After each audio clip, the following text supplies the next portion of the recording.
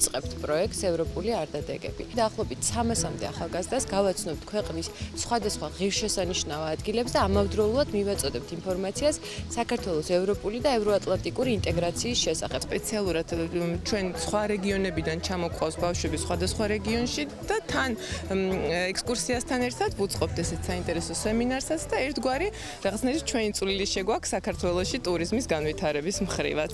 ჩვენი ვალდებულება რომ უზრუნველყოთ გარანტირებულად ჩვენი ახალგაზრდების ჩართულობა მაქსიმალურად აი ამ პროცესებში, რომელიც ითვალისწინებს ჩვენი ქვეყნის მისწრაფებებს ევროატლანტიკური მიმართულებით, გვინდა ასევე გამოვიყენოს შესაძლებლობა და მიუწოდა ყველა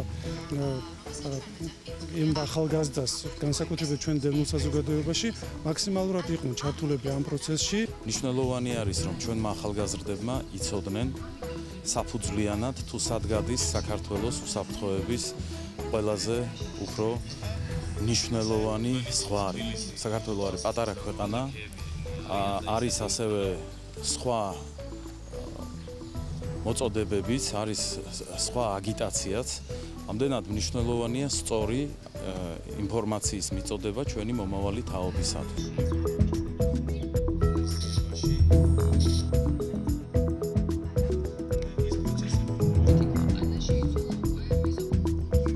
მომზადებულები იყვნენ დღევანდელი მოსწავლეები. მათ გამოხატეს თავისი დამოკიდებულება, როგორი უნდა იყოს საქართველოს მომავალი ნატოში და ვხედავ, რომ ამ თაობას საკმაოდ სერიოზული იმედი გააჩნია იმისა, რომ საქართველო ნამდვილად გახდება ნატოს წევრი ქვეყანა. ბევრი რამ გავიგე ნატოს შესახებ, ევროკავშირის შესახებ და მოხარული ვიქნები თუ რა თქმა უნდა კიდევ ბევრი ღონისძიება ჩატარდება.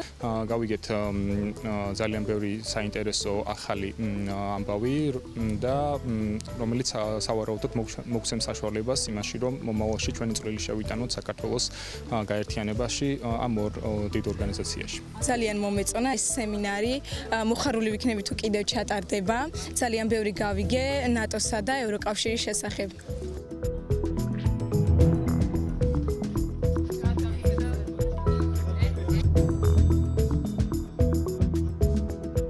ეს არის ციკლი ჩვენი დევნილი ახალგაზრდებისთვის სასწავლო კურსის, რომელიც უკავშირდება ევროპასთან ინტეგრაციის პროცესს და განსაკუთრებით ნატოს ცენტრის მიზნობრივ ამოცანებს ნატოსთან ინტეგრაციის პროცესს, რომელიც ჩვენთვის არის მნიშვნელოვანი ქვეყნის გაერთიანების კუთხით და ჩვენი ქვეყნის ტერიტორიული მთლიანობის აღდგენის თვალსაზრისით. ახალგაზრდებს მივაწოდეთ ინფორმაცია ნატოზე და ევროკავშირზე, ასევე ვისაუბრეთ ვიზომიმოსვლის ფარგლებში გადაადგილების შესაძლებლობებზე.